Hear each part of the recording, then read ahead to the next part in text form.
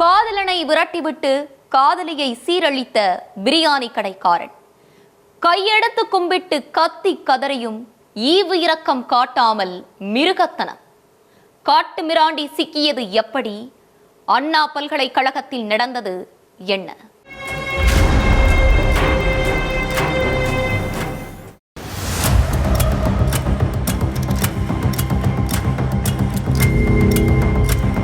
சென்னை மாநகரோட மத்தியில உள்ள கிண்டியில இருக்கு அண்ணா பல்கலைக்கழக வளாகம். பல ஏக்கர் பரப்பளவு கொண்ட இந்த யூனிவர்சிட்டி கேம்பஸ்குள்ள கல்லூரி கட்டடம், ஆய்வக கட்டடம், விடுதி கட்டடம்னு ஏகப்பட்ட கட்டடம் இருக்கு. கன்னியாகுமரி மாவட்டத்தை சேர்ந்த மாணவி இங்க மெக்கானிக்கல் என்ஜினியரிங் செகண்ட் இயர் படிச்சுட்டு வராங்க. அந்த மாணவியும் மெக்கானிக்கல் என்ஜினியரிங் தேர்ட் இயர் படிச்சுட்டு வர மாணவனும் காதலிச்சதா சொல்லப்படுது. டிசம்பர் 23 நைட்டு 8 மணிக்கு ஆய்வக கட்டடத்துக்கு பின்னால இருக்கிற காலி இடத்துல மாணவியும் மாணவனும் பேசிக்கிட்டு இருந்திருக்காங்க. அப்போ அங்க வந்த ஒருத்தன் பேசிக்கிட்டு இருந்த காதலர்களை சரமாரியா அடிச்சிருக்கான்.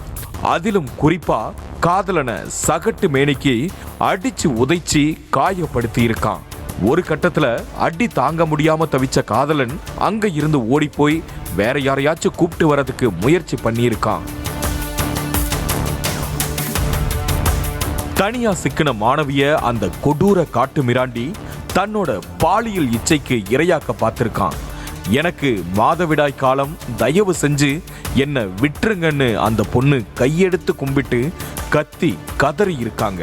ஆனா அப்போதும் மனமிறங்காத அந்த கொடூரன் ஈவு இரக்கமே இல்லாம அந்த பொண்ணை சிதைச்சு சின்ன பின்னமாக்குனதோட அத செல்போன்ல வீடியோவும் எடுத்திருக்கான்.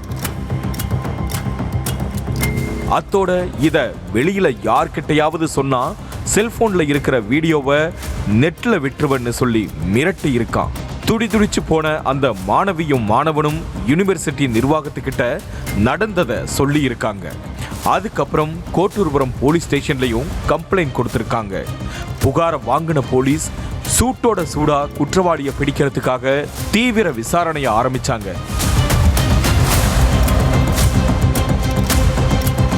யூனிவர்சிட்டி கேம்பஸ்குள்ள வச்சு இந்த சம்பவம் நடந்திருக்கிறதால கண்டிப்பா வெளியாளுங்க வர வாய்ப்பில்லைன்னு நினைச்ச போலீஸ் ஒன்னு அங்க படிக்கிற மாணவங்களா இருக்கணும், இல்லனா சுத்தி முத்தி இருக்கிற ஏரியாக்காரனா தான் இருக்கணும்னு உறுதியா நம்பினாங்க. அதனால ஸ்டூடெண்ட்ஸ் யூனிவர்சிட்டியை சுத்தி கடை போட்டிருக்கிறவங்கன்னு அவங்கள நோக்கியே விசாரணையை நகர்த்தி கொண்டு போனாங்க. ஆனா யூனிவர்சிட்டி கேம்பஸ்ல இருக்கிற பெரும்பாலான சிசிடிவி கேமராக்கள் ஒர்க் பண்ணாம இருந்ததால குற்றவாளியை பிடிக்கிறது போலீஸுக்கு பெரும் சவாலா இருந்துச்சு. மாணவி சொன்ன அங்க அடையாளங்களை குறிச்சு வச்சுக்கிட்டு அந்த அடையாளங்கள் உள்ளவங்களையா பார்த்து தூக்க ஆரம்பிச்சாங்க போலீஸ். முதல்ல சந்தேகத்தின் பேர்ல யூனிவர்சிட்டி பக்கத்துல நடமாடும் பிரியாணி கடை நடத்திட்டு வந்த ஒருத்தனையும் அவனோட தம்பியையும் பிடிச்சு விசாரிச்சிருக்காங்க. அந்த விசாரணையில தனக்கும் இந்த சம்பவத்துக்கும் எந்த சம்பந்தமுமே இல்லைன்னு உறுதியா சொன்னான் அந்த பிரியாணி கடைக்காரன். அப்புறம் அவனோட தம்பி கிட்ட விசாரிச்சப்போ அண்ணனுக்கு எதிராவே ஒரு சில தகவல்களை போலீஸ் கிட்ட சொல்லியிருக்கான். எங்க அண்ணன் ஞானசேகரன் மேல ஏற்கனவே இந்த மாதிரி கேஸ் இருக்குதுன்னு, அவன் இந்த தப்ப பண்ணியிருக்க வாய்ப்பு இருக்குன்னு சொல்லியிருக்கான். உடனே சுதாரிச்சுக்கிட்ட போலீஸ் சம்பவம் நடந்த அன்னைக்கு உங்க அண்ணன் என்ன ட்ரெஸ் போட்டிருந்தான், அந்த ட்ரெஸ் எங்கன்னு கேட்டிருக்காங்க. அந்த ட்ரெஸ் வீட்டில் தான் இருக்குன்னு சொல்லியிருக்கான் பிரியாணி கடைக்காரனோட தம்பி. உடனே போய் அந்த ட்ரெஸ்ஸை எடுத்துட்டு வான்னு போலீஸ் சொல்ல தம்பியும் வீட்டுக்கு போய் சம்பவம் நடந்த அன்னைக்கு ஞானசேகரன் போட்டிருந்த ட்ரெஸ்ஸை எடுத்துட்டு வந்து போலீஸ் கிட்ட காமிச்சான்.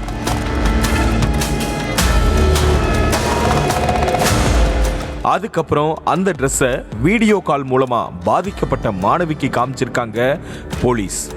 அந்த ட்ரெஸ்ஸை பார்த்து ஷாக் ஆகி போன மாணவி என்ன சீரழிச்சவன் இந்த ட்ரெஸ் தான் போட்டிருந்தான்னு உறுதியா சொல்லியிருக்காங்க. இதுலயே பிரியாணி கடைக்காரன் தான் அக்யூஸ்டுன்னு முடிவுக்கு வந்துட்டாங்க போலீஸ். அடுத்து அறிவியல் பூர்வ சோதனைக்காக அவனை ஹாஸ்பிட்டலுக்கு கூட்டிட்டு போய் சோதனை செஞ்சாங்க. அதுலயும் குற்றச்சாட்டு உறுதியானதால ஞானசேகரன் கிட்ட அவங்க பாணியில விசாரணையை ஆரம்பிச்சாங்க போலீஸ். அதுக்கப்புறம் நடந்த ஸ்பெஷல் கவனிப்புல மாணவிய சீரழிச்சது நான் தான்னு ஞானசேகரன் ஒத்துக்கிட்டான்.